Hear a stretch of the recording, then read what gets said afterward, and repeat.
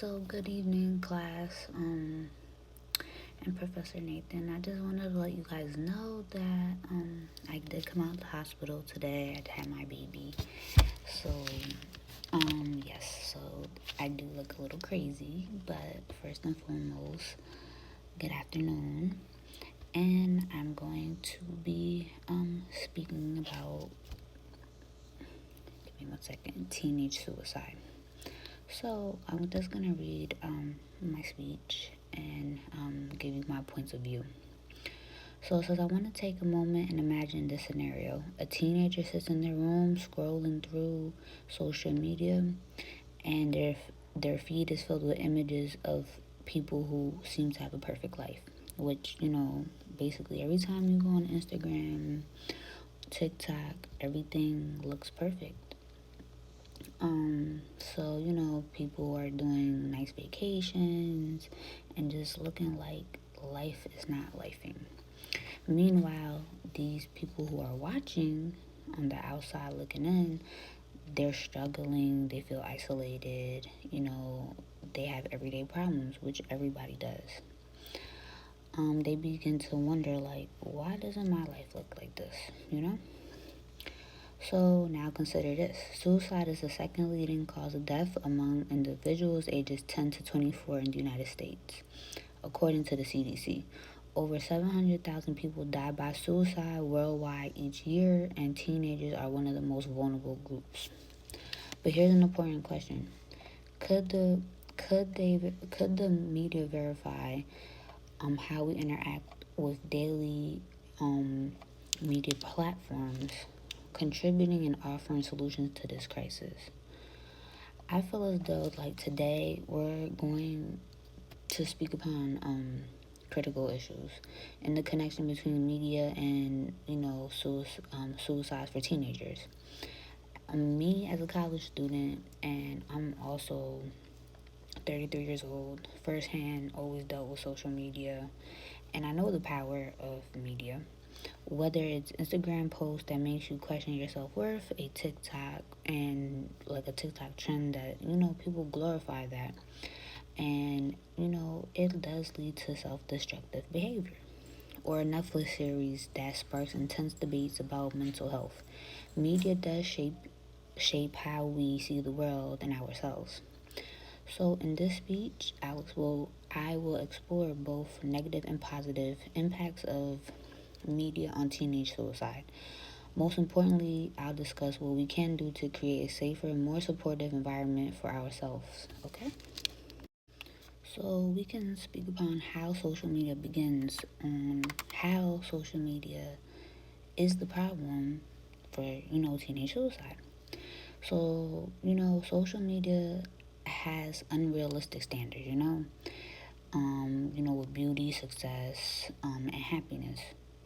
Teenagers, they're always scrolling through Instagram and TikTok, and you always see people's lives looking perfect, photos are edited to the T, and just influencers making look at everything like everything's just handed to them, and they have money, and it just makes it hard because you're comparing your regular life to what you see.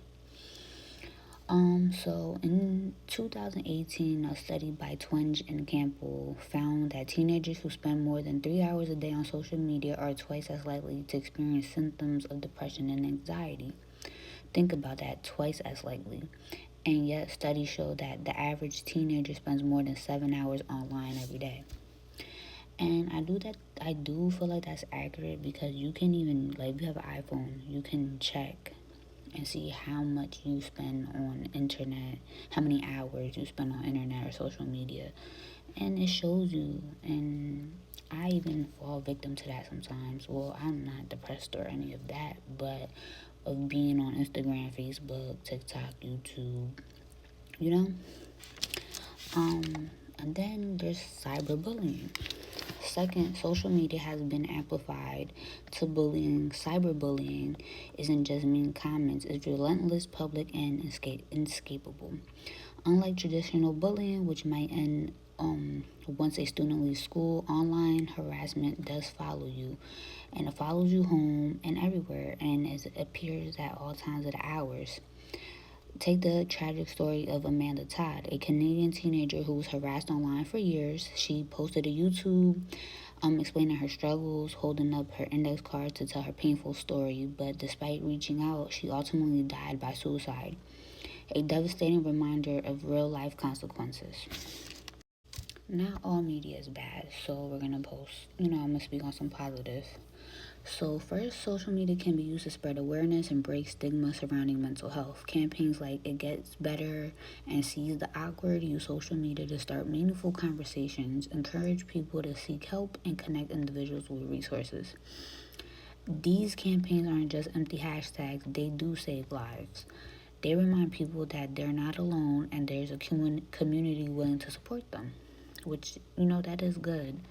My second is the crisis intervention tools. Second, platform like Instagram and TikTok have started implementing tools to help users in crisis. If someone searches the terms related to self-harm, they are now directed to mental health resources and crisis hotline. Users can also report concerning posts, prompting platforms to step in and offer help. These are small but crucial features that made real impact in people's lives, providing struggling teens with immediate access to support. Normalizing mental health discussion. Finally, when celebrities and influencers speak upon that and their own battles with anxiety, depression, suicidal thoughts, it normalizes mental health struggle. Example, Demi Lovato has been open about her mental health challenges, and athletes like Simon Biles have shown that even the strongest amongst us need help. Seeing role models talk about the struggles reduces shame and encourages teens to seek help. The good news is that we all have the power to make a difference. We have to avoid certain things, posting certain things. As media consumers, we hold creators accountable.